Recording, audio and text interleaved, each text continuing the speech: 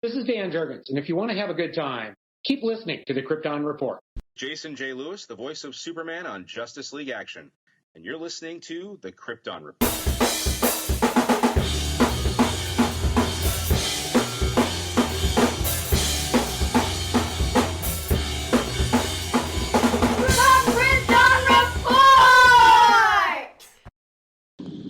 This is a special announcement. Today's episode is dedicated to Lorenzo Valdez. Lorenzo was a listener who would email me with comments, his thoughts, and we would discuss things on email about each episode. It was always wonderful to get these long, insightful emails from him. And it was just brought to my attention because he also listened to our friend Anthony Desiato's Digging for Kryptonite podcast that Lorenzo in October passed away. And I just want to say it's very sad to hear of anyone's passing, and that we all just need to remember that life is fragile. The last email I got from Lorenzo was in September, and it was his Batman film rankings after we had discussed our Batman episodes. If you get a chance, go over to Digging for Kryptonite and look for their episode on Lana Lang. Lorenzo is a big Lana Lang fan, and Anthony and I did an episode dedicated to him. Thank you. Best wishes to his friends and family through this time. Welcome to the Krypton Report podcast. I am the Superman of Blue, the Man of Tomorrow, Tyler Patrick, and with me is the Superman of Red, Mr. James, Man of Steel, Cole. If Santa doesn't leave you a gift, he'll leave you some coal. Yeah. So welcome to our basically end of the year wrap up, final episode of 2025, James. Crazy. I can't believe that that's already here. That we're already at the end of the year. We're already wrapping up. Yeah. And it just brings another year closer. And we've been doing this for so many years now. Jesus. It's crazy. We have gone gray in the time span that we've been doing this, both of us. I know. Like, it's crazy because, like, I think about it like, oh, yeah, like I did it by myself. And then I was like, wait, I only did it by myself kind of for like a year. It was like a year. So it's like, hey, I was listening. That's how I got started with you. Is I listened to you on Maid of Might and Gotham.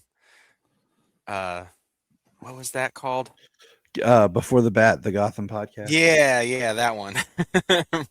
And here we are. All these years, like, hey, there's Solomon. Hey, I'm back. Excited to, talk about Supergirl, the Supergirl trailer.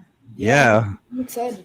So the other day we got a just like teaser of like her like with some headphones kind of thing, a few quick shots.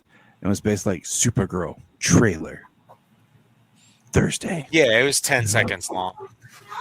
And it was like, oh, this is cool. This is happening. We had predicted once that maybe they would release it to be attached to Wicked.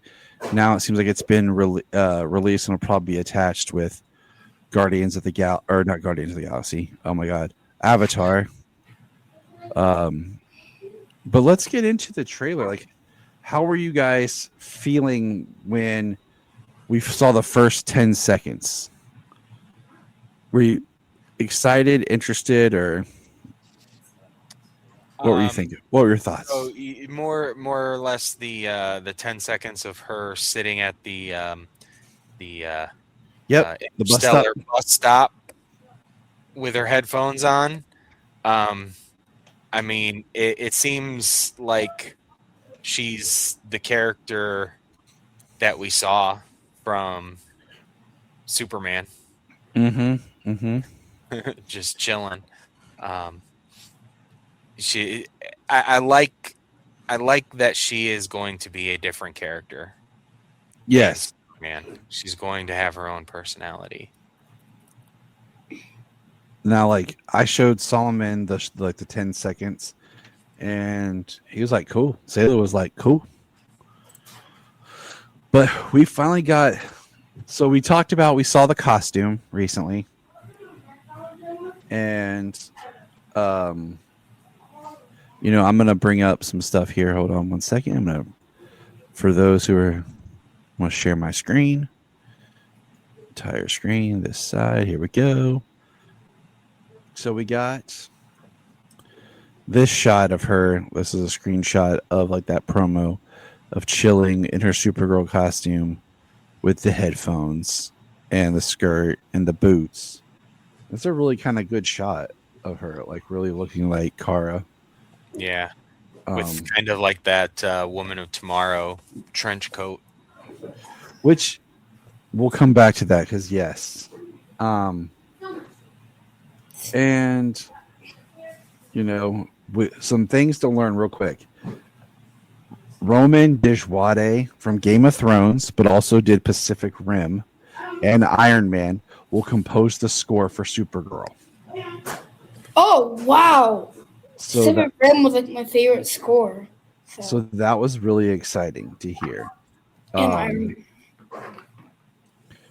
We learned that her thing is truth, justice, whatever. And they're doing more of a spray paint style with her symbol. So that's cool. We saw the new logo being like this here. Well, the spray paint there kind of gives it that because when we get to the trailer, there's definitely a punk feel to Supergirl. Which is fine. So before we do the trailer, here's the premise, okay? When an unexpected and ruthless enemy threatens Kara Zor-El, is forced against her will to team up with an unlikely companion. Together, they embark on an epic cosmic journey where revenge and justice are at stake, and where Kara must confront her origins to find her own path as a hero. Okay, really cool, right? Really cool. Mm-hmm. All right, same thing. Other quote. James Gunn says that Supergirl is heavier and darker than Guardians of the Galaxy Volume 3. Okay. Interesting. That's a bar. Yeah. Wow. I mean, I think now, let's get into the trailer. So the trailer starts where we see our old pal Crypto turn on a record player, which just feels kind of odd, first of all, period. And then we see the newspaper that he's peeing on, and the newspaper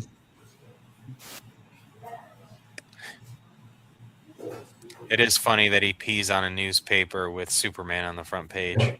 Well, if you look, Superman and Supergirl are both on the front page.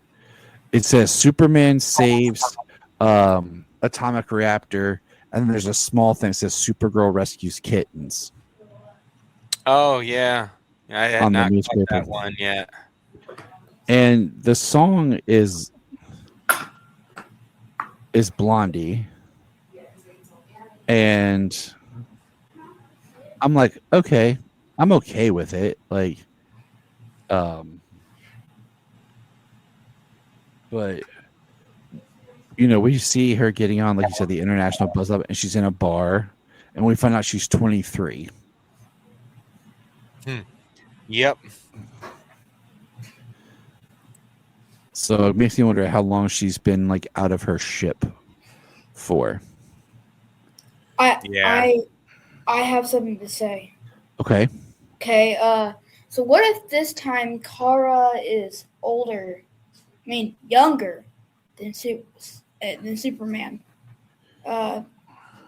It would be interesting, but I feel like maybe they could do it. But what if that Superman is older than Kara in this universe?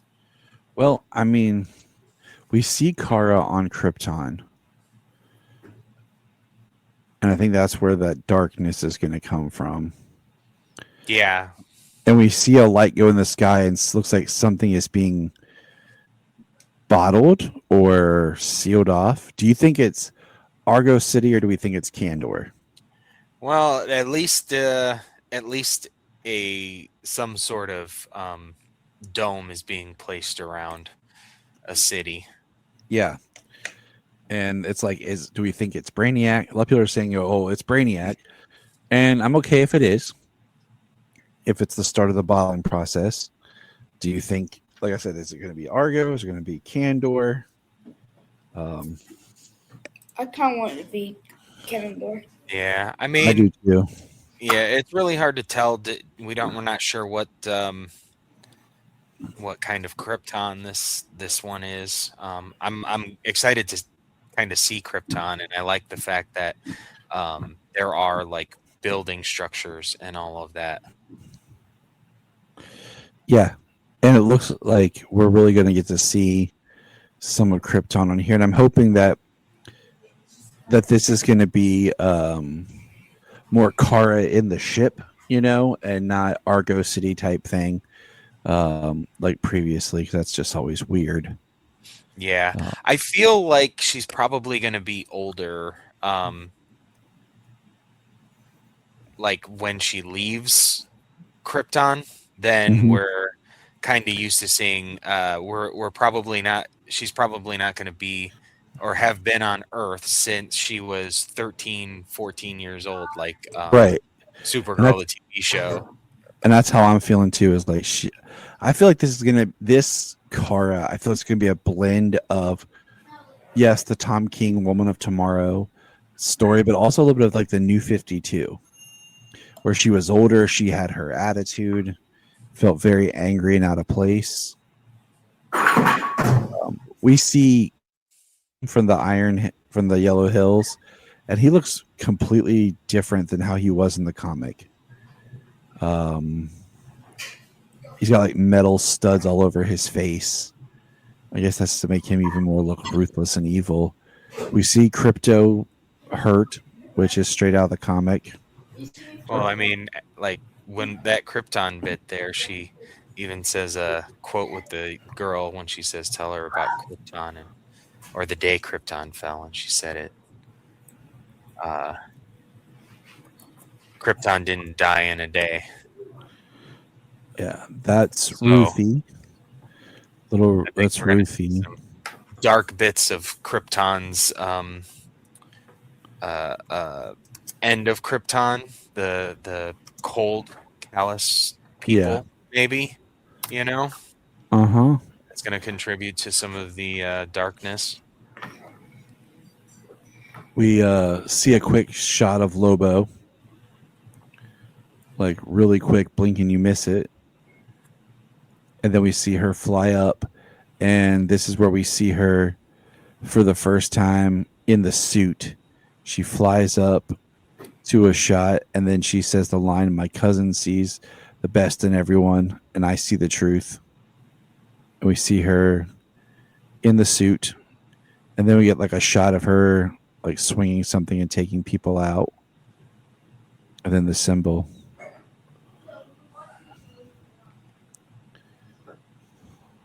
Only in theaters, 6/26/26. I like that they're written by Anna, however you pronounce her last name, and directed by Craig Gillespie. I like how they highlight that. I like Craig Gillespie as a director. Highlighting some of his work was he did Lars and the Real Girl. He did Cruella, and he did the remake of Fright Night, which I actually really like the remake of Fright Night with Colin Farrell and Anton Yelchin. Yeah, I have to rewatch that. I ended up falling asleep that night. Put it on late, and I fell asleep. I watch it like every year. That's James falling asleep every single night. What the heck, James?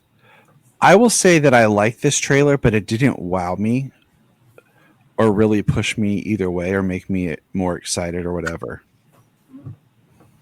I went back, and Solomon and I went back and watched the Superman teaser, and I think it's cut different, but just using that music and then using a pop song in this instead of giving me like some score, it definitely sets a different tone to the characters, which is appreciated, but it didn't like excite me as much. It looks like most of the scenes are from like the bar scene early on, and then just some random scenes in it. I wasn't like the final like shot that goes out on of her swinging that thing doesn't look like that cool of an action shot. So I mean, I'm excited. Don't get me wrong, I'm pumped for just more DC, and to see what they do with this character. But I hate saying this, okay, I really do, but this looks a lot like Guardians. I mean, this isn't James Gunn directing, you know what I'm saying? But like, this one looks like Guardians. I mean, but that is something that I have said, at least in the past, is if they are going to be doing the alien worlds, they just have to do the alien worlds. You're going to be when you're doing sci-fi, you have to be sci-fi. You know what I mean? But just the and structure, a lot of them look similar. And I mean, but Star Wars and James Star Gunn Trek don't always look the same. But I mean, look, they basically made Kara Star-Lord. See, I knew, and even James Gunn didn't even have to be attached to it, and people are gonna say that it's Guardians. I know, and that's why I'm saying I hate being one of those people that's saying that, or even looking at it. Like, I'm not saying it's a negative, but I'm just kind of like, she has the trench coat in the comics, so that's valid. But like, why does she have headphones? Look like she's wearing an old Walkman. You know what I'm saying? Like, that just feels like Star-Lord. A lot of people use music to process trauma, though. Yeah, but she could have AirPods. She could have like Beats or AirPods, or wireless Bluetooth. She does have basically the same headphones as Star-Lord. They're exactly the same, like old style Sony with the orange foam on the sides. Yes, and that's what I'm saying. Like, she could totally have headphones. Just, I mean, like, there's different kinds of headphones that they have now. Here's some Supergirl shirt merchandise that was put online. And if you guys want any, you guys can get it. Also on DC's website right now, like, I want to get the poster, the Supergirl poster of her chilling like over the sign. But what are your thoughts on the trailer, Solomon? Since I seem to be negative. Well, I thought it looked interesting. I like Superman trailer. Like, felt like more like, oh my god, this is gonna be so good. I'm so excited. The Supergirl's like, okay, I'm pumped for this. This looks really cool. Kind of thing. Like, yeah, I mean, sorry. Go ahead, Solo. I feel like more interested in the Superman trailer, but Supergirl was really good. I like the camera shooting. Like, the cuts was pretty good. I wish we saw a little bit more Lobo. Just gotta say, like, and yeah, it was interesting. Say at least. See, but the one thing is, I like the Woman of Tomorrow comic, but I don't love it. But I can definitely see where it's a great place to kind of jump off with this character, right? Because it's already it's already made changes from that story. Yeah, I mean, I'm looking forward to diving into it here shortly, but I mean, talking about the Superman trailer, so when that one came out, they used John Williams. They did. I mean, John Murphy did John Williams, and they did it in a new, updated style. And I think it got people pumped for it. One of the last time that we saw Henry, they even put John Williams. Yeah, and that's one of the things that a lot of people did like, just because like they associate that with Superman. stick with Superman. And by using the pop song, it helps sell her vibe. But one quick thing, real quick, Sayla, your quick thoughts on the Supergirl trailer, because you're who matters. I thought the Supergirl trailer was amazing, and I would love to see more of it. There's one thing, I'm so happy that I see Crypto, but yeah, I loved it. Yeah, did you like seeing Supergirl? Yeah. Yeah, pretty cool costume. Dope. Do you want to dress up as Supergirl? Yeah. Yeah. All right, that's what I needed. All I need is a S T-shirt, black shirt, and just jeans. I'm good. Yeah. Yeah, that's so true. I need a new Superboy, but and that's what's important there though, is like for us, Superman is so big, but we need more strong female heroes for our daughters, Oh, for sure, absolutely. So James has 2 daughters. I have the one, Yep. And I'm taking both of them. It did its job. I think I really enjoyed the trailer myself. I liked the song. It did set a tone. The way it was cut, for sure.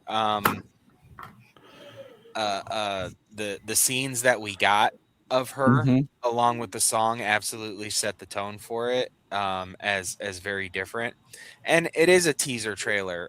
Yeah, it is very much like we discussed with the Superman teaser trailer. There's just a lot of bits showing a lot of bits from different places. Nothing really. Not a whole lot to build the story off of. I mean, people are going to associate what they recognize from book to screen, but I think that's just the way that's going to be. But I think as a teaser trailer, I think it absolutely did that. And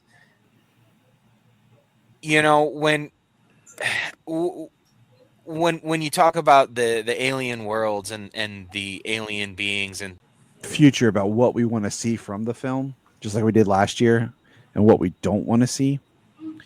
And I want to see a scene between Zor-El and Jor-El. That would be sweet. I'm definitely looking forward to Zor-El. Love that actor. David Krumholtz is awesome. Yes, love that actor.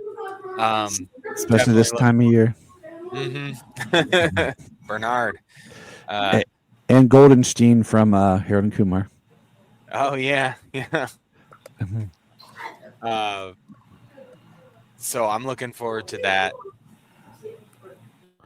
But it's just I was just flipping back and forth between the 2 trailers, Supergirl and Superman teaser trailers, and comparing like just the top of the suit. She comes in, but she's wearing the coat and everything, and then she's wearing the coat and not even the costume in some of that. So we actually get to see her with the costume on. We get to see the upper body and where the cape goes in. They look like they insert the same, obviously different size, width, and all that stuff for male and female costumes and body types. But looks really good. Looks very similar. Well, what I like is that her costume for this, the skirt looks more like material, whereas the skirt in Superman looked more like a rubber, harder leather. Yeah. And the only thing I could say negative about her new costume in this film is I like the other belt being a little bit smaller. But that's really it. That is our Supergirl trailer reactions. Let us know your thoughts. But yeah, we got a little bit of news, and it's a little delayed just because we've been busy and not able to keep up with everything as fast as I want to, but HBO did a thing where they showed like their 2026 like lineup, and we got our first little footage of lanterns where we saw Kyle. No, I got Kyle on the brain because Brian and I were talking about how we'd really like to see Kyle in the show. Chandler. But yeah, Kyle Chandler. Yes. Good save, James. Love you. And we see Hal and John walking, and then we see them in a car, and Hal says to John, you can't until the ring tells you, and he takes his ring off and puts it on the dash, then jumps out the car. And I was like, okay. I was like, all right. Like, I would really like to see more, because I really want to see what the show is. But yeah, it's weird. So, I mean, just from what we get here, being DC, being Green Lanterns, I mean, him going off of a cliff with a with a car and a Green Lantern ring in there, like, that that's probably going to end up pretty cool. Yeah. The thing, a really good look at his ring, and then I went ahead and I pulled up, because we know Nathan Fillion's going to appear on the show, as Guy. So they really are making sure that the individual lanterns have distinguishable rings. So it's not going to be the same ring for. I will send you a picture right now of what I pulled. My phone's because I've seen the high resolution images of Hal's ring from this, and I mean, I must say I do kind of like it. It's the gold emerald look in the middle, or the emerald look in the middle, kind of like the gold trim for the lantern. And then, but the band looks almost stone-like or something. Like it doesn't look like it's just a regular metal ring. Yeah, so I'm excited for Lanterns. I just they did say that Lanterns trailer was screened at an event for HBO Max in London via The Hollywood Reporter. So I would like to see a full-on trailer for it. But it looks promising. Now, some other news. Let's see what I got here. James Gunn says there's a new DC show coming next year that he's really excited about. We will hear more soon. He clarifies it wasn't part of the slate reveal. I don't know what that means by slate reveal, because it feels like that slate reveal that was revealed like 2 years ago has already been altered and changed, so is it one that we don't know anything about? Is it one that's been mentioned? Like, I don't know. But okay, cool. Another DC show. That makes me happy. Always willing to give it a shot. Give it the benefit of the doubt. Yeah, like, just bring it on. Okay. It'd be awesome if we get to see some Creature Commandos season 2 maybe sometime soon. Well, yeah. I mean, I'd like to.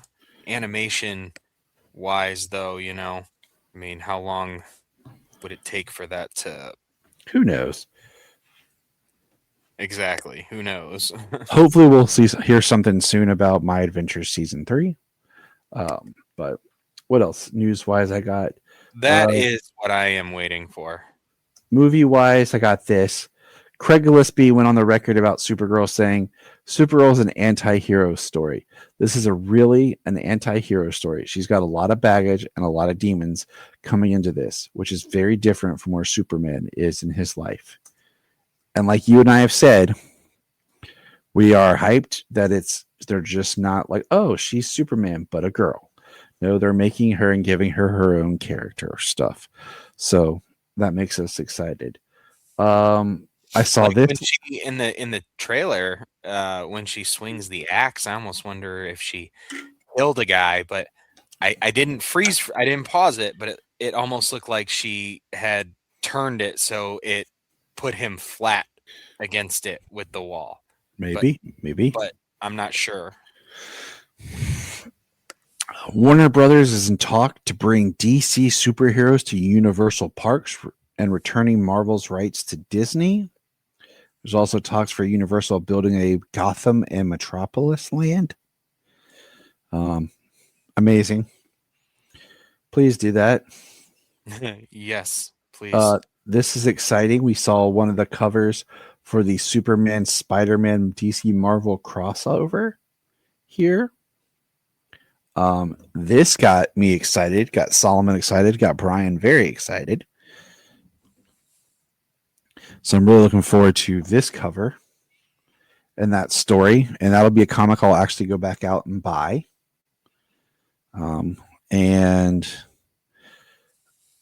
They released they're doing a Superman and the Authority figure from McFarlane, which is very nice to see. Finally, a new Superman McFarlane. I think the pre-orders go on the 17th. And yeah, that's all I got. It's been kind of slow, but like that's, the Supergirl trailer was really the big thing. Well, yeah. I mean, it's the end of the year. That's the next thing due, I believe, from the DC library, right? Yep. Supergirl. Yeah, we don't have anything coming before that. So, I mean, that's definitely the big thing. I hope by February we'll get, or very late January, we'll get the first official trailer. Month or so, 1 to 2 months max. I do too.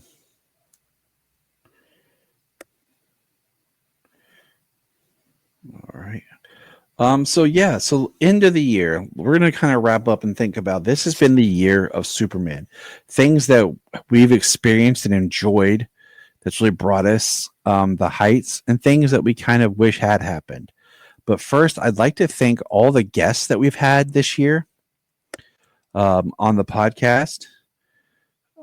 In no particular order, just as I was writing this down: Steve Eunice from the Superman homepage, Anthony Desiato from Digging for Kryptonite, Zach Moore from Always Hold On to Smallville, Logan from Single Bound, Truth, Justice, and Life, Rick and Brad, the girls over from Supergirl Radio, the Last Sons of Krypton, Rob from All Star Superfans, Lenny Schwartz, who was the director of the play based on Jerry and Joe, Case Aiken from Men of Steel, Michael Bailey, Zach Benz from the Daily Planet, Morgan Seibert from the Superman Museum, our friends Brian, Brad, and Levi. Couldn't do it without you guys. And of course, it has been an amazing year of just guests and specials with people. And I thank everyone who has joined us for anything. And if I missed your name, I'm terribly sorry. But I was trying to go back through my list here. So that is a highlight to this year. Yes, it has been really awesome to talk to so many other Superman fans. I did get to talk to, that was this year. See, I had that. I got to talk to Goldie and the leaders of the Stiegel and Schuster Society. Goldie being a cousin of Joe Schuster. So I did get to speak with those with the Stiegel and Schuster Society this year. That was one that I didn't have written down, but I remembered. But let's look at this, okay? So this year for me, things that I've got to be a part of that's really helped accentuate my year of Superman was I got to interview David Wilson, the forgotten Superman of the musical. I went to Metropolis, Illinois for Superman Celebration. Got to meet some awesome people and experience that. My kids got to ask Dean Cain questions. And of course, the updated to the museum. Went and visited Cleveland and saw some of the filming locations of the new film. Went to Cincinnati Comic Expo and got to talk to Tim Daly, Michaela Hoover, Bitsy Tulloch, Tyler Hecklin, Gerard Christopher, and Jack O'Halloran, Sarah Douglas, and George Newbern, and Mark Pillow. So it was, and there was still some I didn't get to talk to because it was just so super heavy. Sayla and I had a great time. Let's see. I got my first cosplay Superman costume. Got to do that for charity. I got the Spectrum Superman display and the Dairy Queen Superman displays. Got to cast with Mark Waid and Mike Carlin. It was the 10-year anniversary of the Krypton Report. I got to direct Superman the musical at my local theater with my family. And then, of course, we got the new movie. So it has been a very super year. Yeah, it has. I got my year has not been quite so full. I did join in on a number of those items. I definitely went to see the play. That was great. Yes, it was. I went to see that, and it was my birthday, so I had a great time. James got bombarded with gifts of love. Yes, it did. Tyler also hooked me up with a bunch of Superman gifts for Christmas, new mug, the rest of Lois and Clark on DVD, and the 90s Flash DVD. I found some series. Found some good deals, and I was like, can't pass it up, man. Yeah. Helping me round out the collection. I purchased for me. I got Krypton and Superman the Animated Series on Blu-ray for Black Friday. Oh, nice. Because they were both like on sale really cheap, and I was like, and because I didn't have complete series of Krypton. I love it. I didn't have it on physical at all. And I was like, okay. And I wanted to get the animated series Blu-ray because one of my discs from the CDs, the DVDs, I mean, was damaged. So I wanted to get the Blu-ray. So I look forward to when we start doing our cartoons again. It's just been a very busy year. Oh, gonna use the Blu-rays now. Mm-hmm. Nice. So I'll have the DVD, you'll have the Blu-ray, and Nate'll be watching whatever he's watching. Yeah, doing what Nate does. Do what Nate does. And we have trying to collect the physical media because like Lois and Clark, for example, it's not on Max anymore. When did that happen? I didn't even see that it disappeared. Yeah, I don't remember when it happened, but yeah, it did happen. Last time I watched some, I mean, it was earlier this year. So yeah, it's So let's take a look back real quick, Mr. Cole. How are you feeling about Superman 2025, the film, now that we're like 6 months past? We're at the end of the year. We've had time. I know next year we will be doing a live commentary for it. How are you feeling about it? So I was actually just thinking that I want to watch it one more time before the end of the year. So, very, very shortly here, I'm going to be watching it again. Kind of watch it a little ways out, you know. Definitely watched it a few times when in theater, and then when it first came home, the early digital sale, and then the physical. So, I've seen it at least a handful of times. Um, I'm ready to watch it again with some distance. I'm still feeling pretty fondly of um, of the whole thing. I I enjoyed the film, and I still feel like I do. We kind of just went into this DC universe, into this DC world, um, and just ran with everything there is. Um, Aliens, robots, pocket dimensions, um, lanterns. I mean, what have you? So many different things. And I still do think that the innocent type Superman that we're getting, at least to start out, we'll see how the character develops as the universe builds, which is something I'm excited for.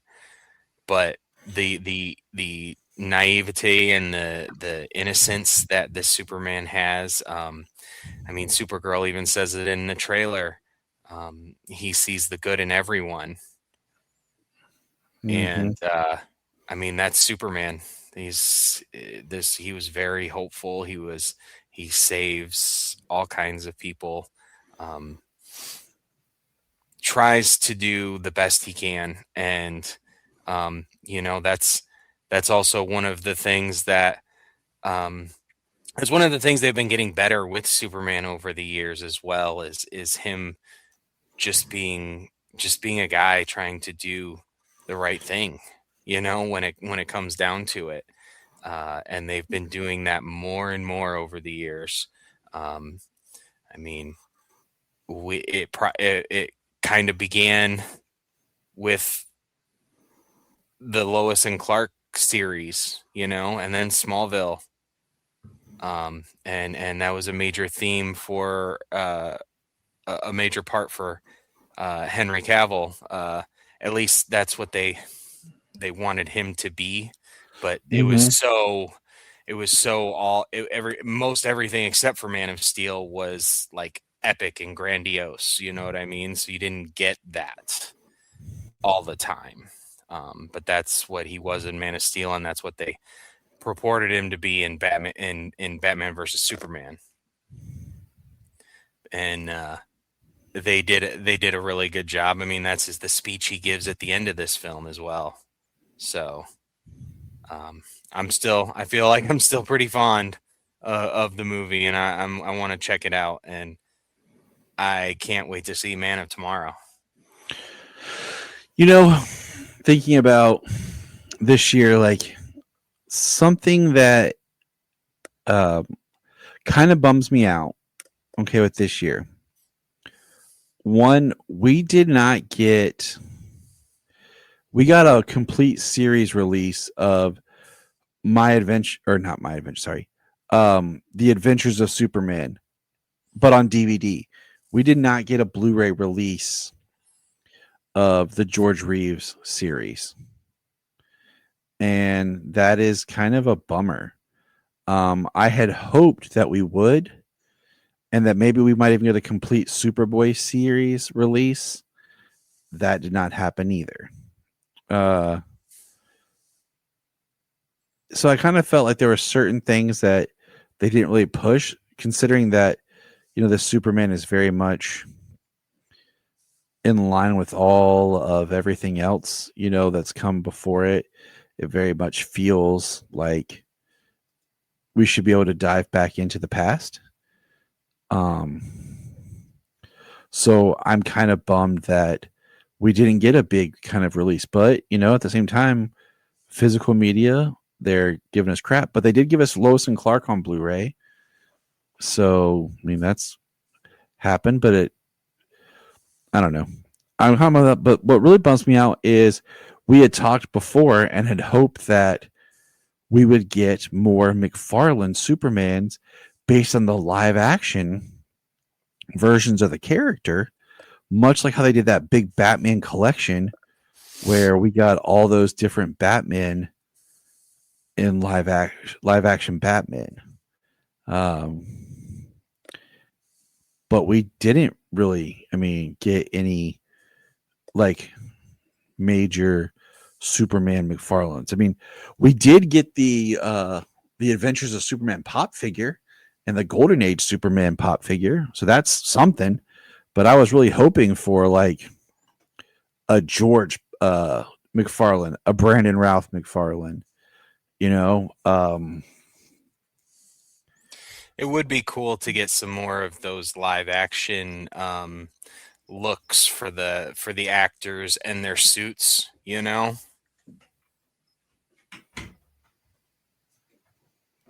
Yeah, I just don't understand. Like, I'm hoping that, I know McFarlane things are changing, that we get Supergirl released for McFarlane. We already have McFarlane, Henry. We have, even a Man of Steel Henry figure would have been nice. So I feel like some of that was really let down when we've had such a huge influx of Batman, especially when it comes to the live action stuff. So I'm hoping that we get Batman more. gets all this love and Superman gets nothing but disrespect. And it just kind of bums me out because I'm like, this was Superman's year with the film and everything. Like, this should have been really pushing the character as a whole. It would have been really nice to see more of that. So, but other than that, there really wasn't anything else that kind of quote unquote let me down from the year of Superman. I think we got, some great comics and specials. I think they did very well with, some merchandising. Though I did never find any kids' bed sheets like that we had saw. Like, I never saw like kids' bed sheets and stuff in store. So no, I definitely didn't see a bed set or nothing.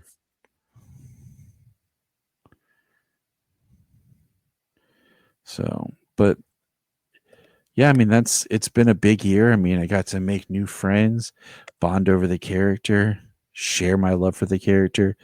Got some new dress shirts, got some new t-shirts, Christmas shirts, just new apparel to celebrate Superman and bring some of that, to the world. Awesome. Some of that joy. When I was one thing I did forget is when I was at Cedar Point, I did meet a woman who was an extra in the film. In one of the disaster scenes, I'm pretty sure it was the woman with the glasses. She kind of gets just like a close-up shot, like a screen, nice. And that's it. But you should have gave her one of our cards and been like, "You want to talk about it?" I didn't have any with me. I was heading to the pool. But I had the shirt on, and she was like, "I was in that." Nice. So I asked her, a little bit about it, and asked her if she was in the film. And when I watched it shortly thereafter, I was like, that looks like her. So you are going to have to point it out when we do next year our rewatch. So, but all right, that's all I got kind of for this segment. The next segment is we're going to get into some comics and finish up with our comics, taking us to the end of the year before basically the KO event. So strap in and let's chat comics. So a quick word from the beautiful Jania. Jania, what did you think of the Supergirl trailer?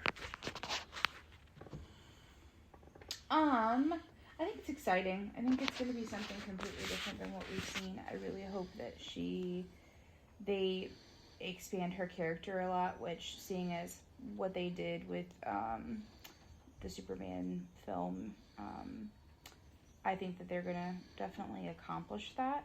So I'm just kind of excited to see where they take it, to be honest with you. I don't really have a whole lot of expectations, other than the fact that they better do this right for young girls, because there's girls like my daughter who are going to be watching, who they really need good superhero role models to be able to look up to. So as much as I think there's humor in the fact that she's drinking and stuff like that, please understand that she's got a spotlight on her as a character for these kids, And now, I sent you a picture. It is a picture of her in the new costume versus what the costume was at the end of Superman. I just kind of wanted to get your thoughts on the costume.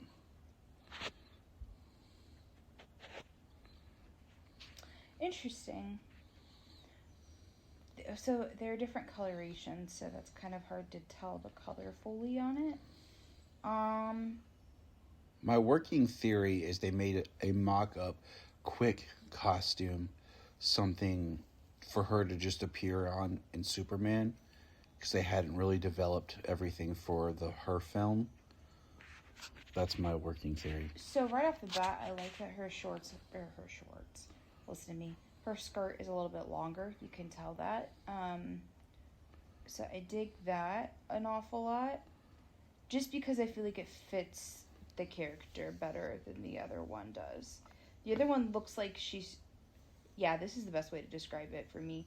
The other one looks like a cute Halloween costume for you're pretending to be Supergirl, but a high quality one. Don't get me wrong. A cosplay costume. Yeah, like a cosplay, but you're doing it to be kind of cutesy and flirty, I guess. Mm-hmm. And then this one looks more serious and put together.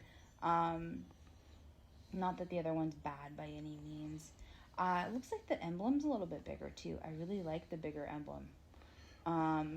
And of course, I'm looking at it. It looks like the colors are a little bit more vibrant in this costume.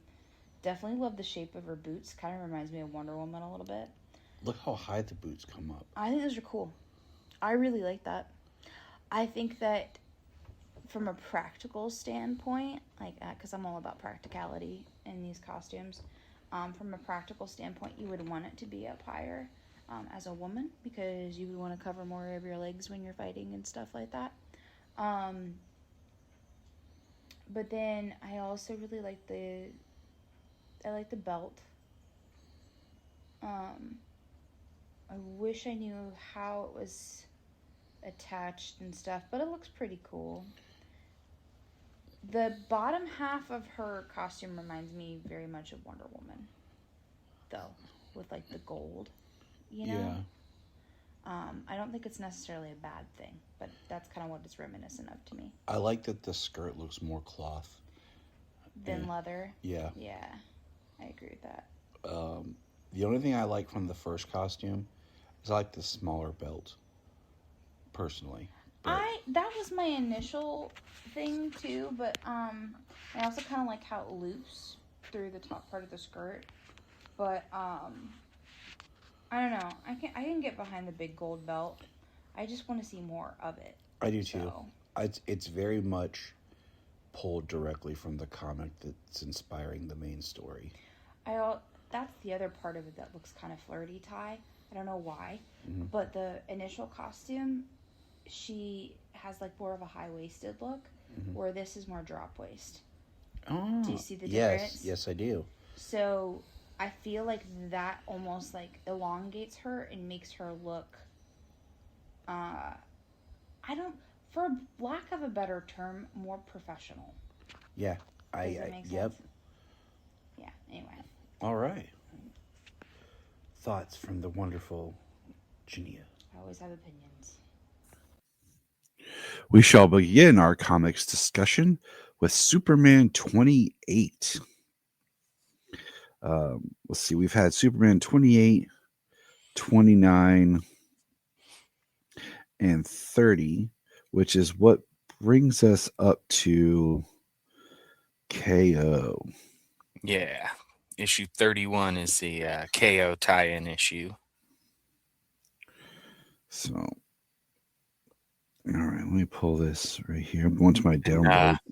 Yeah, and this is Legion of Darkseid, Part 1.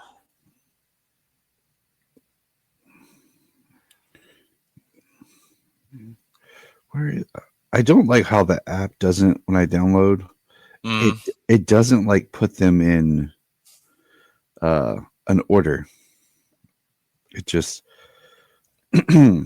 all right. So this issue, what do you mean in order? Like it doesn't alphabetize them. It just like drops them in. Mine is alphabetized. Well, yours is just perfect. Because mine's alphabetized and then numerical. Maybe I got a setting change I got to do or something.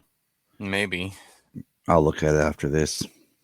I know once in a while that the numerical does it does have issues in different places, and the annuals are always like in different spots, either up at the top or at the bottom, because they don't fit in. They don't put them in by date. They put them in by like numerical.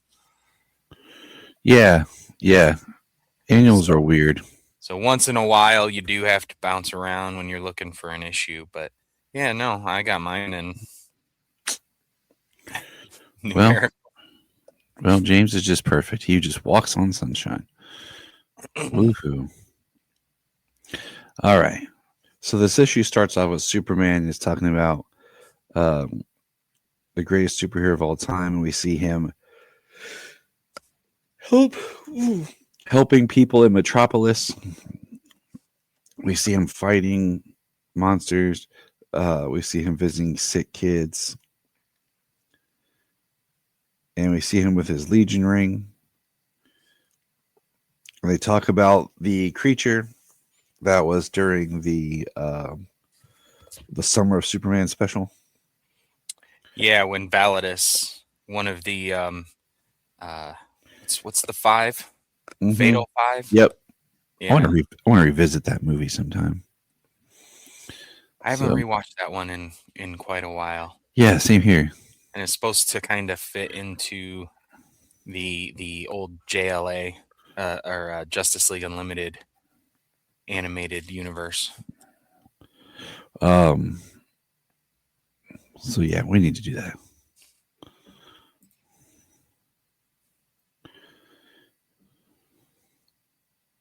So, all right. What do you call it?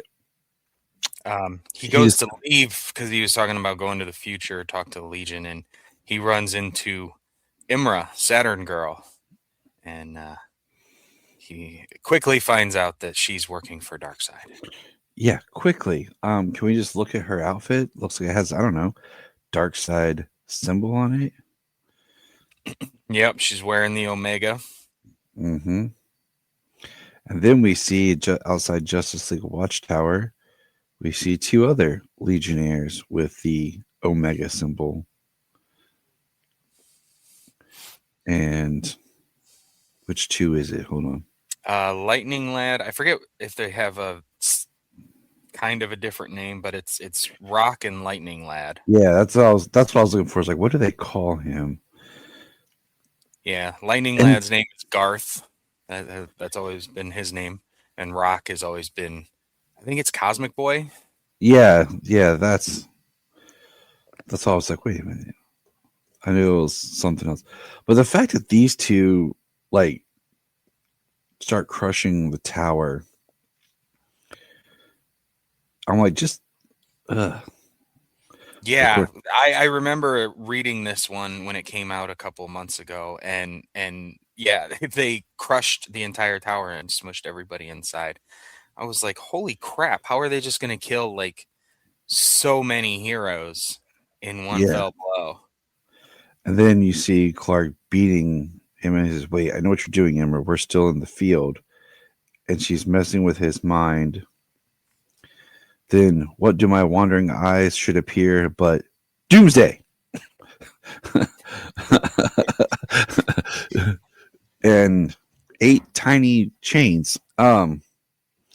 Doomsday Time Trapper appears. Holiday Spirit. Tyler. Yes. And she starts losing her mind. He rescues Superman, gets him out of there away from Imra.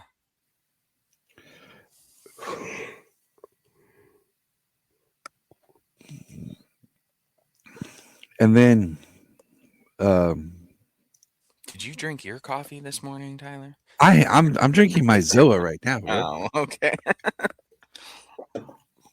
My body does not want to wake up. Mm. So he takes him, and they're in Smallville. He says, where are we? He says, years ago, I created a pocket timeline outside the known multiverse. It was the perfect for hiding an important part of your story. Someone from a different era that I knew could help us with the challenges ahead. He says, what? How? Sup, you old fart? You ready to kill some nerds? Superboy Prime. Oh yeah, I'm back again, dear readers. You better be here next month to watch me save Superman and the Legion of Superheroes. I smell an event coming. So what was your thought? Rest in peace, Legion of Superheroes. So what was your thought on good old Superboy Prime? I mean, it's always cool to see Superboy Prime show up, kind of being like the real life Clark Kent who always wanted powers, who got powers in the comics. Yeah, I mean, at one point he was Time Trapper. So, was he? Yeah. I don't think I've read that then. We'll get there on the podcast. I look forward to it. As we move back and forth through time and space, like Time Trapper does, and what do you call it? So it's interesting because the last we left him was that really good Mark Waid story. So I was like, oh, okay, all right, this could be interesting, right? Yeah, and then he shows up here at the end of Superman with Time Trapper, with Doomsday being the new Time Trapper, I guess. Mm-hmm. So that's pretty cool. I like that connection. So let's jump into the next installment and keep this going with Superman. Number 29. And it begins with a cool cover of Long Live the Legion and Superman kind of at the Long Live the Legion's gravestone. And it's now Superboy Prime kind of telling his story on the first page. And the next one is Superboy Prime with a team up with Superman.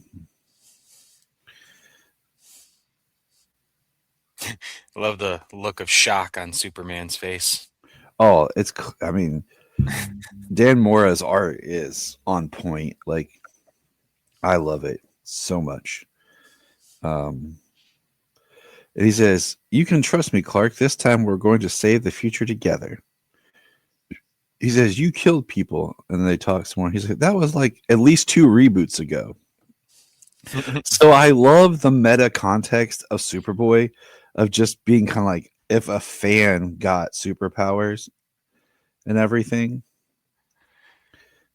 So Superboy starts punching in the sky, and it starts like shattering. He's like, "What are you doing? Punching time and space, dude. The time stream is being watched, so we need to take a different route to get to the 31st century. Come on, get Silver Age with me." Like, I mean, come on. Like, yeah. I had a good time with all of that. I mean, like, this was probably one of my favorite issues to read in a while. And this is Joshua Williamson just having fun. So they arrive, they find the dead Imra, and then they kind of go back, and we get to see a little bit of like see Clark when he was with the Legion before, when it's like looks like young Clark with young Imra, young Lightning Lad, and Cosmic Boy and Crypto, I guess. What other dog would that be? Yeah.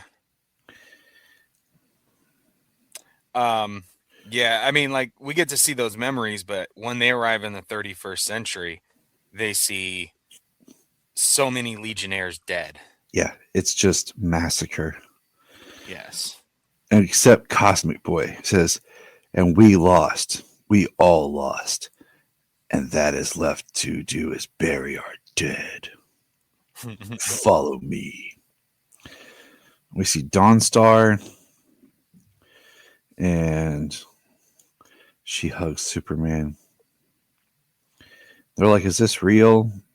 And then, oh my gosh, dude, this is Brainiac. Is not from our timeline. He's from a world created by Darkseid. So like this is like Brainiac 5 from Darkseid's Legion. Wow. Like, it's intense. Yeah.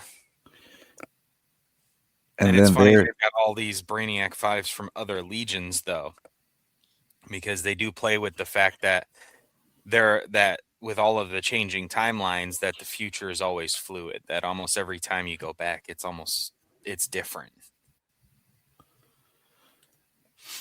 So they've got multiple Brainiac 5s here surrounding this one. So they decide that they're going to move forward to go find Booster Gold, protect the future and all that. And as they're going, we get another awesome line from Superboy Prime here. He says, "Hey, so my nerd brain just caught a plot hole. If Cosmic Boy has magnetic powers, why was he using his hands on the shovel to dig the graves? Then boom, took you long enough. It's Chameleon, but Darkseid Chameleon." And he stabs the good Brainiac 5 that's still alive. Notice how most of the Legionnaires that did live were the ones that we knew, at least. Yeah. For the most part. I mean, Dawnstar and, of course, the big 3. Yep. So, okay, Superman finds Booster Gold. And then the rest of the evil Legion shows up. Then Superman goes to take them all on. And then Superman says, "The only thing I'm worried about is what I'm going to do when I get my hands on Darkseid." Zap! He gets hit from behind. "That speech about legacy and the future was inspiring, Superman, but your heart blinds you to the truth. We lost. And you know what they say. If you can't beat them, join them." And there's Superboy Prime holding Superman. This is when I was like, what the I was like, come on. Yeah, right? I was like, for real? I was like, after all Mark Waid did to redeem Superboy Prime and give him a good send-up, like, well, come on, Joshua Williamson. Well, I kind of thought like he's the only person who can play both sides. You know what I mean? See, James was thinking. just from the one before, he can do what what Superman couldn't, what other characters couldn't, things like that. Having the villain side, but he also, especially with Mark Waid there, has turned around and um, worked with the heroes too, especially more recently. Mm-hmm. But I was like, damn, seriously? I was liking you, Prime. All right, but luckily, we have the next issue. Superman number 30. All right. So, all right, let's get there. Got that awesome cover of a bloodied Superman and Booster with the Rock Big Legion in the back, which I love because I love that Prime's not on the cover of any of it. So, yeah, they kept that spoiler inside the issue. Yep. But all right, what did you think? I mean, so the opening of this issue is like Saturn Girl talking about her life and out on Titan and the war raging, and like Darkseid showing her everything with her psychic powers, and she sees the absolute Superman and Darkseid there. It's kind of Imra's story of their Legion coming together.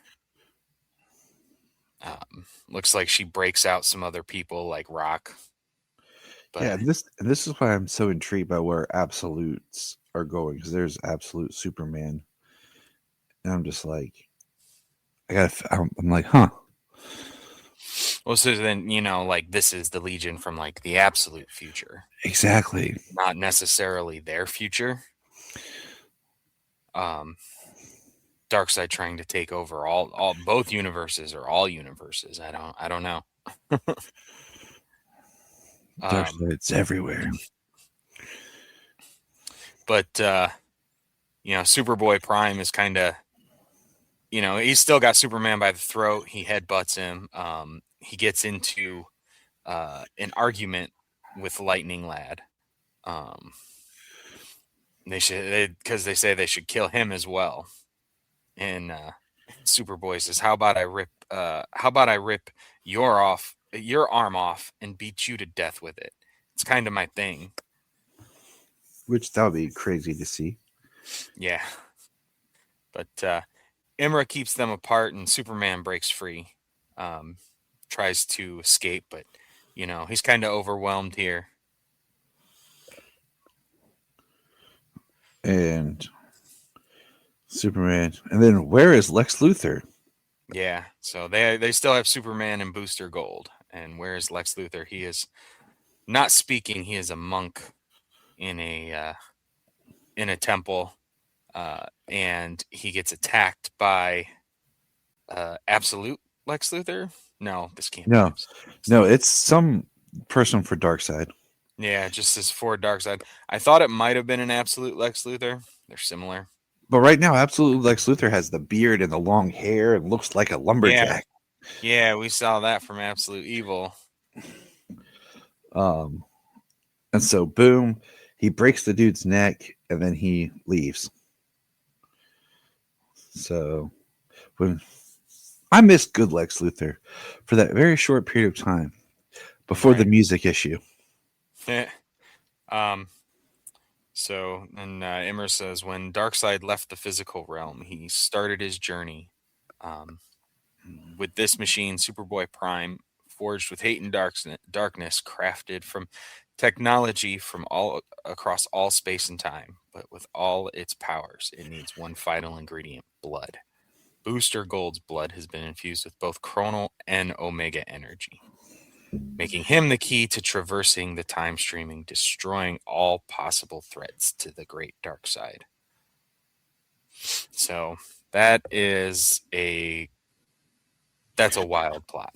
yeah, that is a wild plot. Darks, and we see he's like, He's hooked up. Superman's trying to talk to Imra, and this is says, "Stop! This isn't you. There must be something of the Imra I knew in there." And she says, "I'm not her, Superman. I know only Darkseid, and now that is all anyone will ever know. The future has fallen. Now it's the past turn." And then it says, "Kill Booster Gold." And then my favorite panel right here. Dan Jurgens is going to be pissed. So pissed. That's hilarious. Yeah, and says, "Remember what Time Trapper told you, Superman? I'm here to do what you never could do." And that's hit everybody. That's work on killing some members of the Darkseid Legion. Yep. That's all. And he does blast them, man. Superman can't hide his thoughts, you evil copycat. He's always thinking of doing the right thing. It's at the forefront. With you reading his mind, it's tough to pull a fast one. But me, I really do hate the Legion, and I can blast my nerd rage all day long. And then Lightning Douche is like, "It's time to go," and he's like, "Shut up, nerd." Yeah. Superman, your turn. And Booster's like, "You're not going to kill me?" He's like, "No way. I just need these dorks to open a portal back to Superman's home timeline." he's like, "Got us all convinced." Maybe too much. He says, "Time to hit the road, Booster. Say blah to Blue Beetle before me. You better get going after him, otherwise he's going to get lost in time. You still owe me a team up. Here, I want you to have something." Flicks him his ring. So you're the coolest superhero ever. Batman can suck eggs. That's right. That's right. We haven't quite said that, but yeah. Superman is the coolest superhero ever. So, and Prime says, "Don't hold back," and he pushes him forward. He's like, "Prime, no!" And then Prime puts on the ring. It's like, nice. Then here comes the rest of the real Legion. The Legion changes all the time. Sometimes it's a big team. Some days it's a small one. What matters is that we're all influenced by Superman to do the right thing. So there's only one thing left to say. Long live the Legion. And they're fighting as the panels go to white. Yeah. I kind of loved how Superboy Prime fought alongside the Legion like that. Yeah. I like how Superboy Prime... So as much as I'm really loving and digging everything they're doing with Prime, we're adding just another member in a way to the super family after we've already talked about how ridiculously over the super family is. Yeah. And how they still can't figure out what to do with John now that he's grown up and basically second Superman. That's why they left Val-Zod in the freaking Phantom Zone. Why Bloodwind is still in hell and hasn't been talked about since. Yeah, at least Bloodwind makes sense that he's down there because that's like his thing. But yeah. And then we see all the heroes from time and space that are on the tower, like Electric Blue, Batman Beyond, Marilyn Moon Knight, Dark Grodd, and then Flash, and then boom. Tell everyone to come to the Watchtower now. There's Superman with Booster Gold. So that is Superman. That takes us up to where it ties into KO, which is what we wanted. So we're caught up on Superman. And now we'll jump over to Action Comics, which I'm really loving this Action Comics run by Mark Waid. So this is refreshing. Especially for not being like much of a Superboy fan as well. Yeah, it's one of those things. Like, I like the show for what it is, and we like Superboy for what it is here. Yeah, I mean, I like it. It's just one of those. If I was doing my own, like, I like more of the Smallville kind of way, but this works for comics. Yeah, they do use the Flash method of vibrating his face so people can't see him, can't make out features and that type of stuff. which is smart. So we're starting with issue number 1092, which is kind of, it ended the stuff with Captain Cosmic. Yeah, that was his name. I had to think for a second. I was like, wait. Yeah, I mean, some stuff carries over, like the military. When he had come face to face with the military and General Lane, and he got out of there. So we have Mr. McElroy flying his biplane here, his old, and it starts to fall apart. And Superboy goes to, he comes flying in to save him, and he goes, "I thought I could simply catch it, but I underestimated how much it was made of. Living room drapes and chewing gum. Wasn't sure I could safely yank a brittle-boned octar generated out of a failing plane. I can't even talk. Brittly boned. I know what I was trying to say, but I can't talk. So I went with plan C. Lower it down with super breath. But I was 15, and there's a thin line between super breath and freeze breath. So I like that he's still learning. He does save him. He does get him down. I do like how he kind of just makes a big frozen chunk of ice around the bottom of the plane. Something he can grab onto and lower down to the ground. He's like, he does think and adapt to the situation. Then we see Superboy like stop a train, catch a frisbee, bring a car to the Smallville Parts Company, take a baby to the emergency room. And then we find out how the military, with Star Labs' assistance, pinpointed him in Kansas in Smallville. We see that Kenny Braverman is all up on Lana. And Clark is frustrated. And we see Martha and Jonathan all smoochy smooch. We find out that another farm has foreclosed. During the harvest season here. It says, "Hey Jack, have you seen the Hubbards? Not like them to miss the harvest festival." He says, "You didn't hear? They're foreclosing on Ben's farm. Got noticed yesterday. The Jacksons too. So something's going on." And there's Pete walking up to him. He's talking about having to hide part of himself and all that fun. And they make plans to go camping because that's what you do. Just go camping. Go camping and go fishing.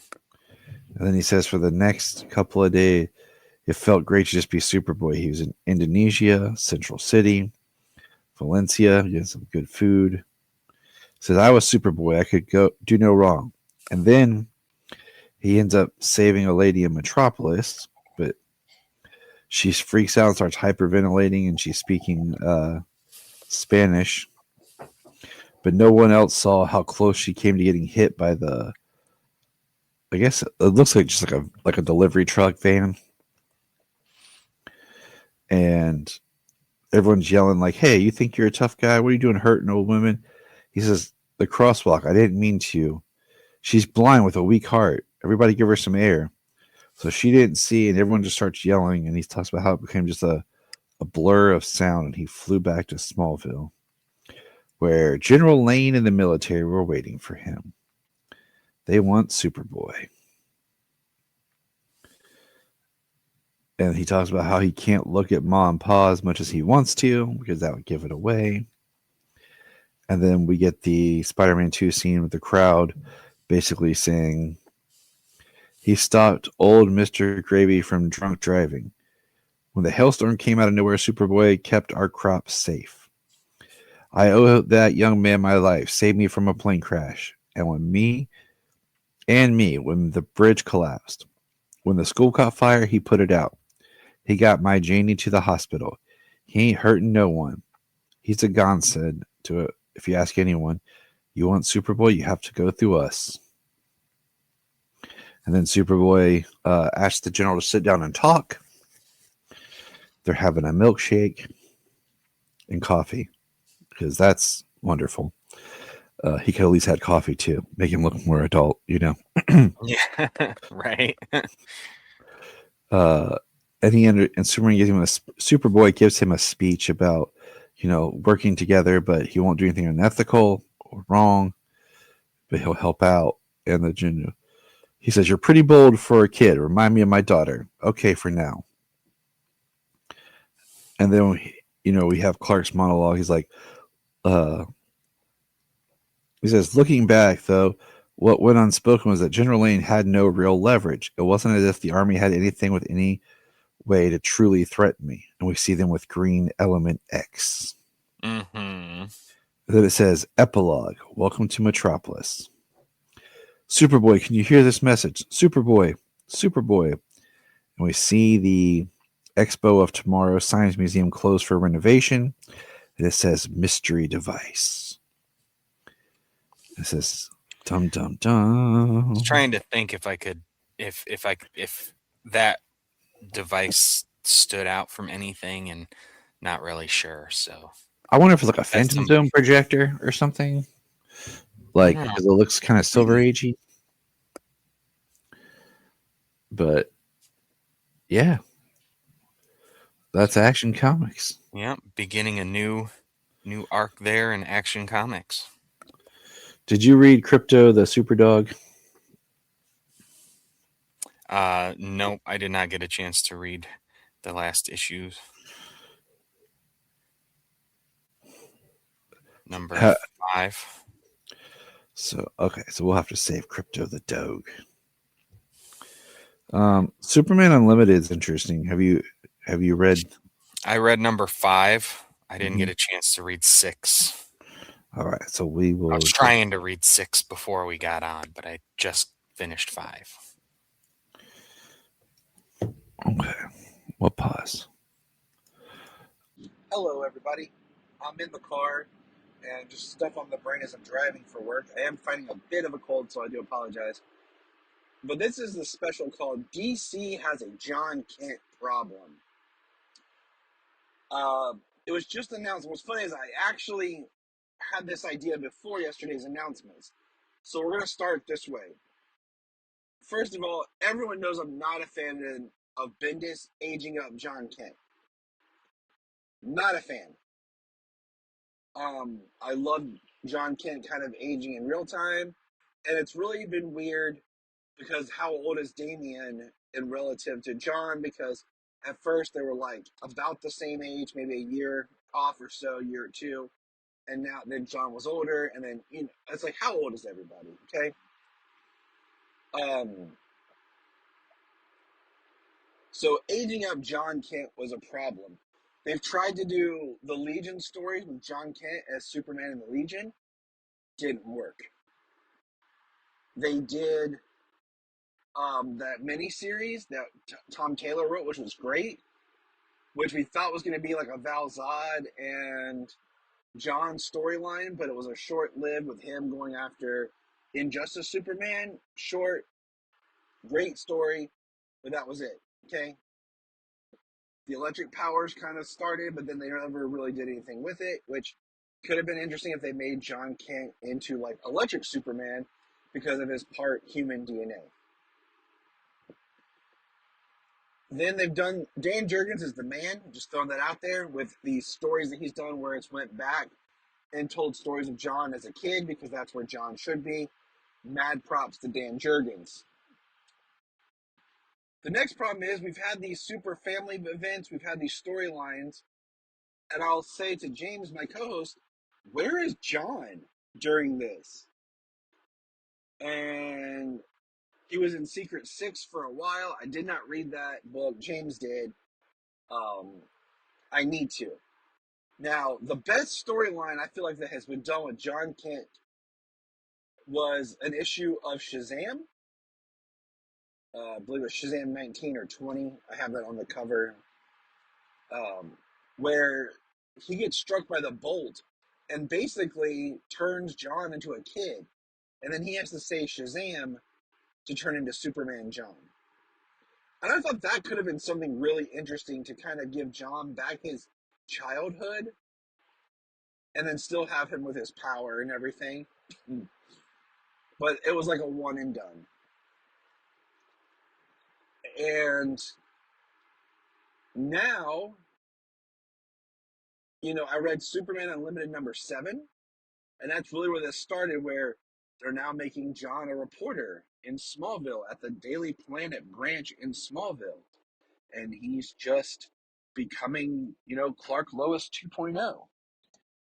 They gave him his future state book, didn't know what to do with him. And now they call him Superman. It was fine when he was Superboy. It made sense. It was a good story. Super Sons was a great book. And then they brought Connor back. And I thought this was the time to give Connor his own name, elevate him more like a Nightwing status, take John Kent under his wing, and teach him. But no. They let Connor be Superboy, and then John Superman. He was supposed to be called Super Son at one point, but I have yet to see that come to fruition, or if it was tossed aside. And now,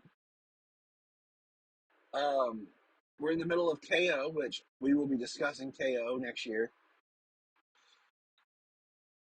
and they're bringing Superboy Prime in to be the main Superman because Superman's missing after KO or during KO, however they're doing it. And they're doing Reign of the Superboys, and all the art shows John back to being like his teen child version. So what is going on? I like John as a character. I have not liked him as much as being older because I felt like we lost something. I loved it when I was reading Superman with my son and feeling like Superman was experiencing things like I was as a dad with a child growing up. I've talked too much before that the super family has become too large because there's characters that just disappear, come and go, and they don't know what to do with. Power Girl or Power Woman, however they do it.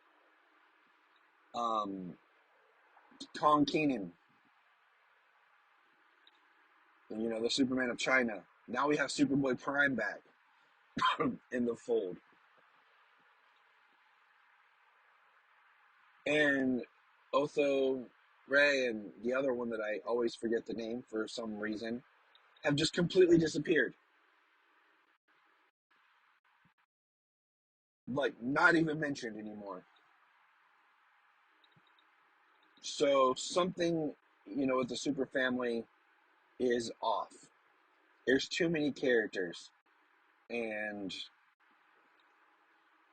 John Kent suffers because there's no longer a special niche for him anymore. Because you made him just another adult Superman. Instead of letting him be a child and all the stuff that a child would go through and the stories of being a child with superpower, would be interesting compared in juxtaposition those against what Mark Waid is doing with the Superboy story in action, which has been awesome. So what are your thoughts on John? It just kind of really sucks that they don't know what to do with him. They've changed his costume multiple times. And it's just... At the next stop sign, turn left. So probably one of my favorite single issues this year, because I feel like this just stands out, is World's Finest 44. Yeah, I mean, it's funny to see it kind of, it's this one-off story, but it's not, because they've had run-ins with each other previously to this. But Robin and Supergirl, to be exact. Exactly. The basic setup of this story is Robin Supergirl road trip. You know, the cover is very kind of misleading in a way. But we have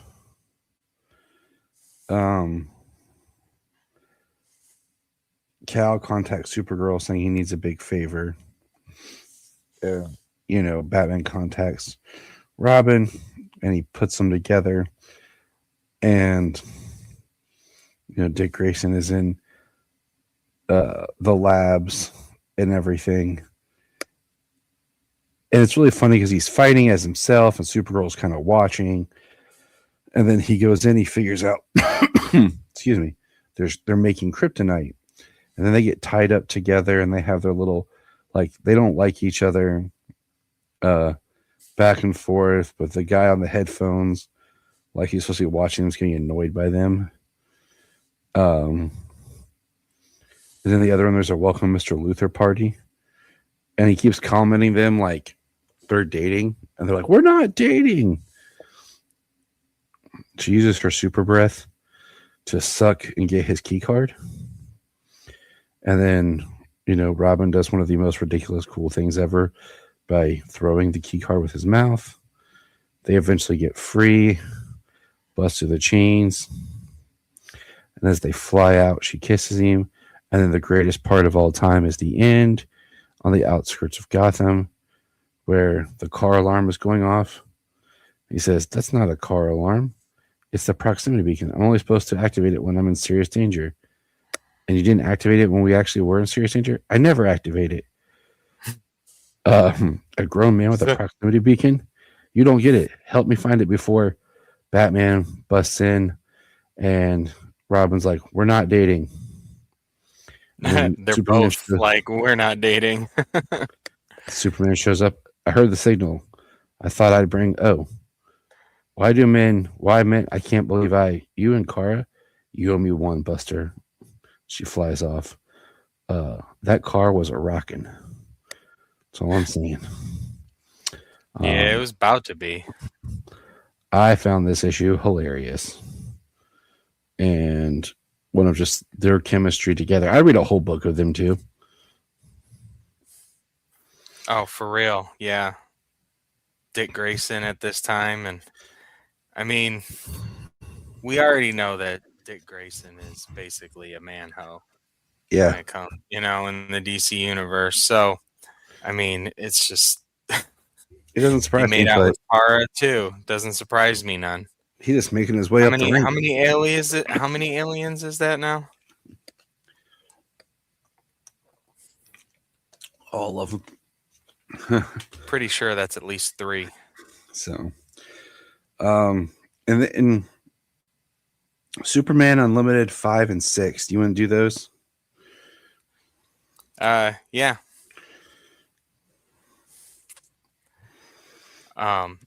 So Superman, they find out that that is a sun crystal, or rather, Batman has told Superman that there is a sun crystal within the kryptonite in El Caldero. Mm-hmm. So Superman suits up and he takes his supercar, his supermobile out there, and he drives in, finds out that the whole place is very little kryptonite. The Emerald City, everything in green is painted. But there is still a lot of kryptonite here. There's kryptonite in the mines. We get the story of how Superman is like their savior. The guard is supposed to be, they're like his honor guard because he was there stopping the kryptonite asteroid from destroying this city, as well as the entire Earth at the time. But then they dig him out and they find him as Gold Superman. But they get down into the mines and there are people working. They're not supposed to be working.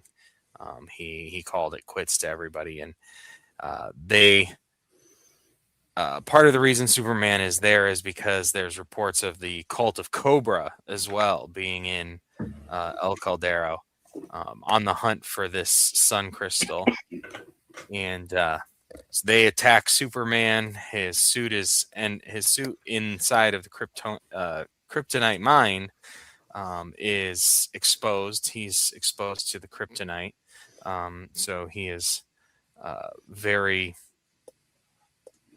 He immediately drops, but the sun crystal kind of activates, and you see Jor-El and Lara, and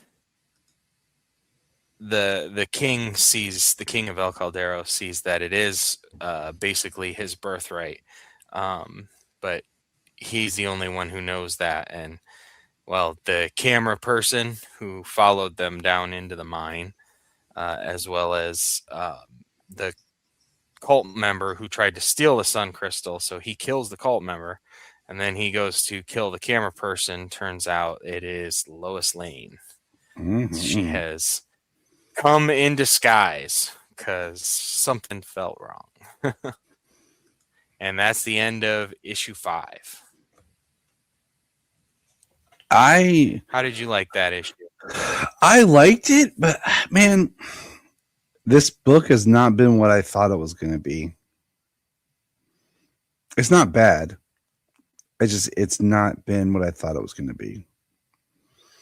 Because I really like the idea of there being all these kryptonite weapons, and like we'd see like how the super family was dealing with kryptonite being all over like the world, and this, and I feel like it just has turned into something else. I don't know. It just, from like that first, pages and everything where you saw Superman basically cowering because of, everything. I don't know. Right. Yeah. I don't know. I mean, even if kryptonite's a factor, why that has never stopped Superman before. So I don't know. Right. I just wanted to see, like, with all the super characters we talked about running around, the fact that all of a sudden now there's. I think you could do a lot of different. I think you could do a lot of different things with the characters, with different aspects, different levels of crime. I mean, they even had makeup that affected them at one time. Right. So there are a lot of different things that you can do. I mean, one of the interesting things is that this is like canon adjacent. Yeah. Well, I was like the idea of what happens when, you have Superman or someone going to save somebody, and there's people wearing kryptonite laced perfumes, or like there's like a skincare company promoting that kryptonite will help de-age you, or what I'm saying, and like people are injecting it in them or something, or people are getting kryptonite lace tattoos so it glows. And now like everywhere, so you have Clark even just moving around at work and being affected because there's so much kryptonite now. I mean, I thought that was kind of like a story we were going to get. So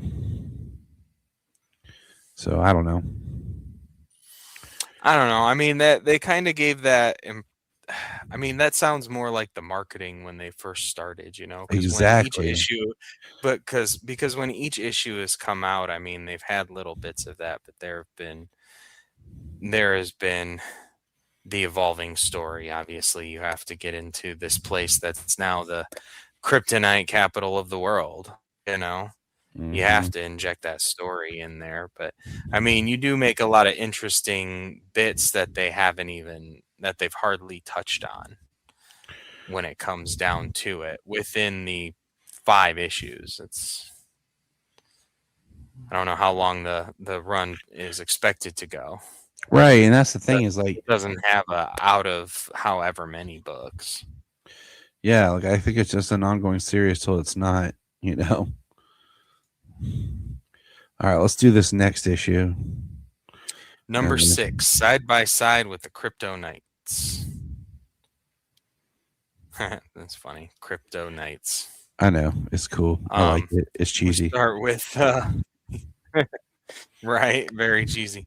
Got translated from Portuguese, all these people taking pictures with Superman's car, talking about how Superman has been here, if he's still there.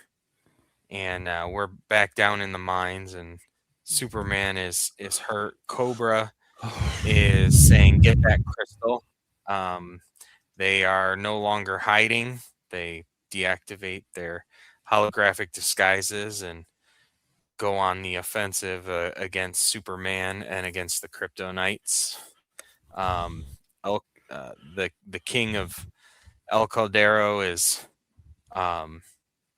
they're basically threatening Lois, and Lois knows how to protect herself, as she is with, especially with Superman and everything. She gives a whistle, and the Supermobile takes off and flies straight down into the mine.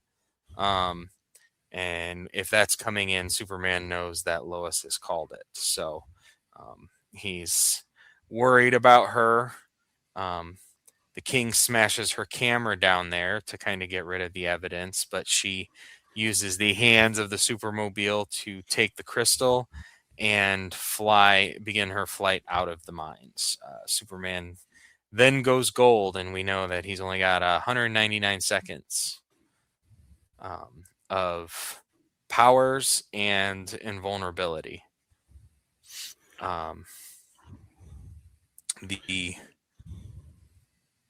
The Kryptonites are there's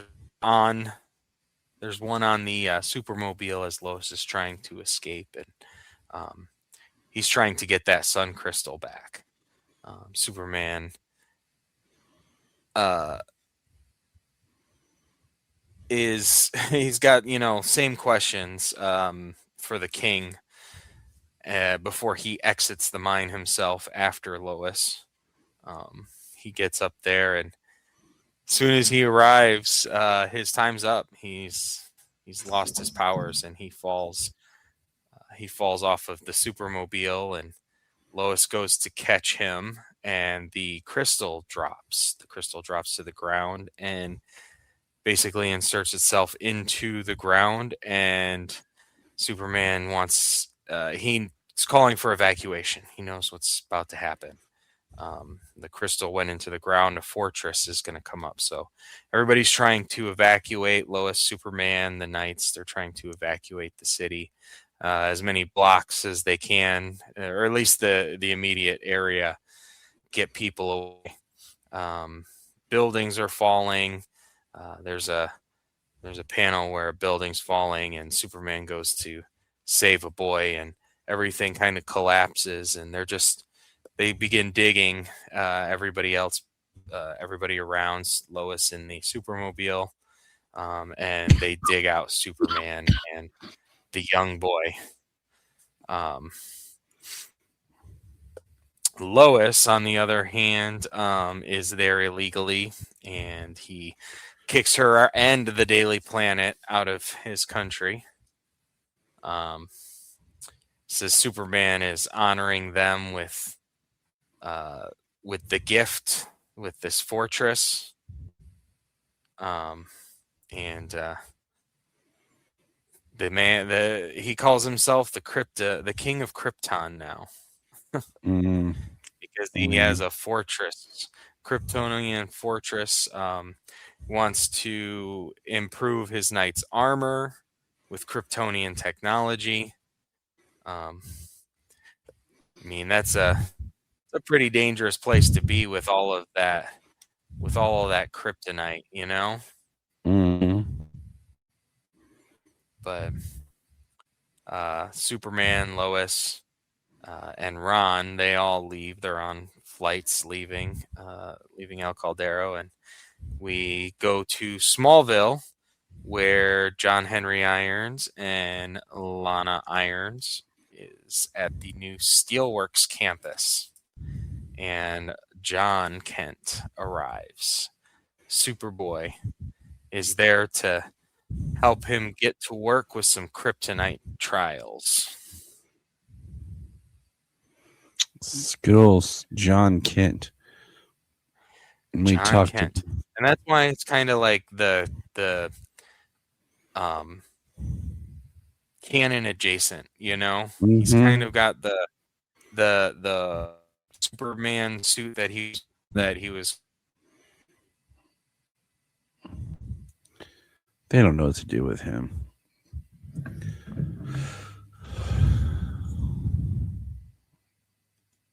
Did I lose James? Are you sure we didn't? All right. Our next major comic, because we waited a while to do this one for certain reasons I will not share, but it was released in the summer, and it is Superman Treasury 2025, A Hero for All by Dan Jurgens. This was like, I felt like it really came out of nowhere.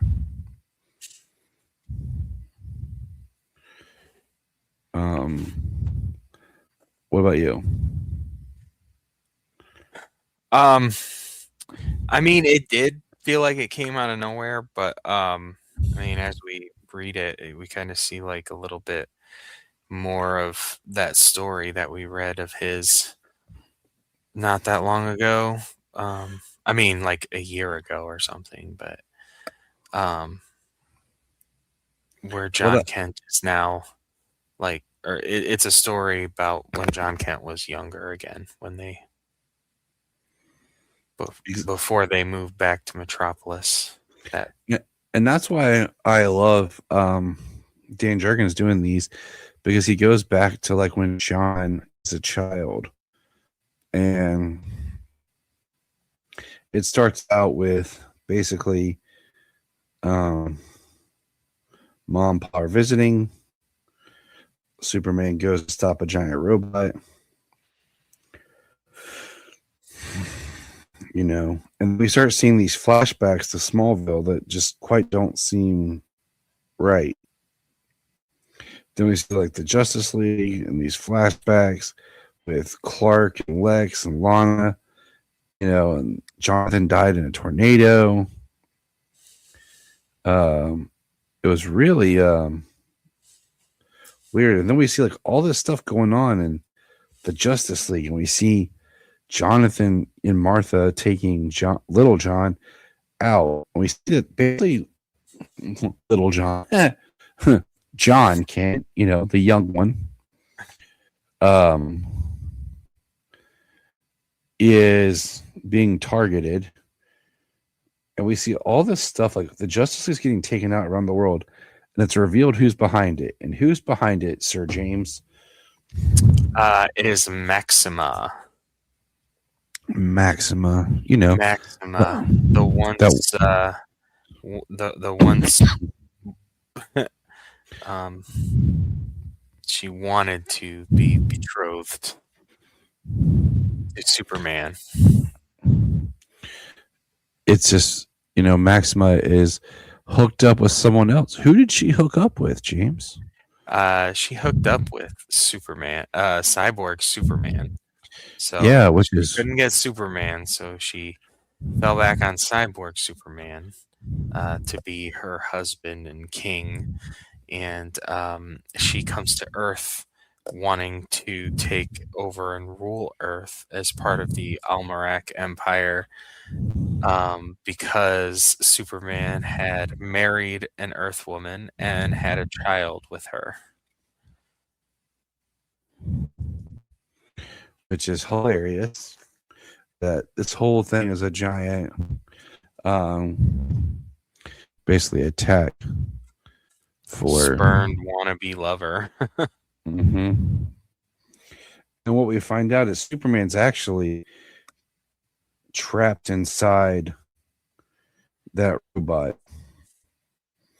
Now, I do have some call outs back to Guyana. I'll try to say it right. Who was in a previous Dan Jurgens comic where, you he wrote with Young John again. So, yeah, that's the one I was talking about. Superman, we got a nice little breakdown of his history in the middle of this, which I just feel like it's a little okay, where he's kind of like going through his whole history so you can catch up to it. And then he breaks free that he remembers, and all these fake memories they've been implanting. All of a sudden, Superman is free, flies around, destroys all their ships, saves Ma and Pa, Heat Blast, goes, takes out Cyborg Superman like a chump, frees the Justice League, and then lays a smackdown on Maxima. All in a day's work. I mean, it was a really great story, and refreshing too, because it's a kind of a one and done, yeah, I mean, it's like it's a larger issue. It's basically like 3 issues, because since they're like 22 pages, it's basically like 3 issues.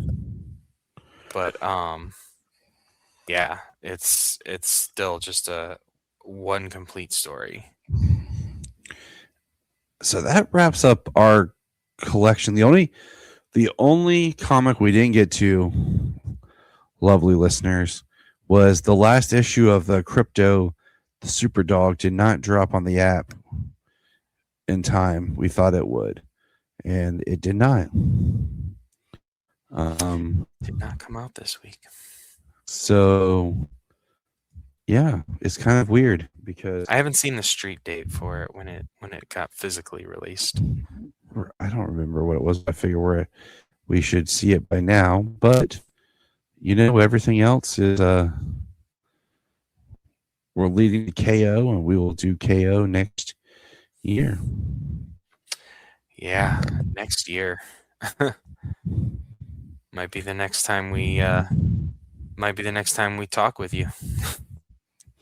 But this just in, as people will notice that sometimes we were recording this episode and then had to keep adding some stuff to it. But we got a couple of news things and one big news thing, so we're back. This just in.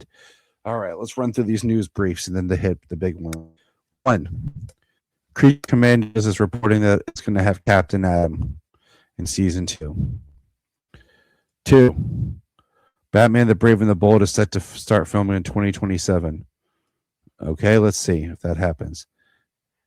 And then the last, hopefully not the least, because, the year rolls on. But we have our Brainiac, Mr. James Cole. Our Brainiac is I'm not Brainiac. Yes. Someone that none of us saw coming. So James Gunn announced that he had cast Brainiac, and it is, I want to pronounce everything correctly, Lars Ettinger. Yeah, Eidinger. Yeah, he's German. I've never seen him. I've seen him in one movie. And that was Tim Burton's Dumbo, which I don't even remember all that movie, so I don't even remember him in that movie. He is we are Brainiac. And yeah. Not one that anybody saw coming. No, not at all. I've never seen anything according to his filmography that I can tell. So, and you know what? I think I might have seen this guy's face before, but that's it. Usually I go out and I'll hunt something down, to try to check out, but I think I'm just gonna let this roll and just wait till I see him as Brainiac and go from there. Well, I might make it a point to watch Dumbo. I wanted to watch that anyways, and it's just kind of like one of those things, whenever I get around to it. But yeah, I guess Dumbo would work. I could do Dumbo. I'm betting there's a lot more on here that would be pretty good. He does have a list of appearances. Yeah, but like I said, I went through them and I was like, huh. You know? So, but that is, we're done. We'll see you guys in 2026. Take care of yourselves. Happy New Year and love and kindness and peace on earth, man. Happy New Year. Let's prepare for the year of Supergirl. That's going to be cool. Look up in the sky! Thank you for checking out the Krypton Report. Please click our link tree in the show notes to follow us on your favorite social media platform. We have a $1 Patreon, just $1 a month to keep us going. And in return, you get exclusive shows and specials. If you want to join us on an episode, send us an email or a message. Hi, this is David Patrick Wilson. I played Superman, Clark Kent, in the television production of It's a Bird, It's a Plane. Enjoying every minute of being right here on the Krypton Report.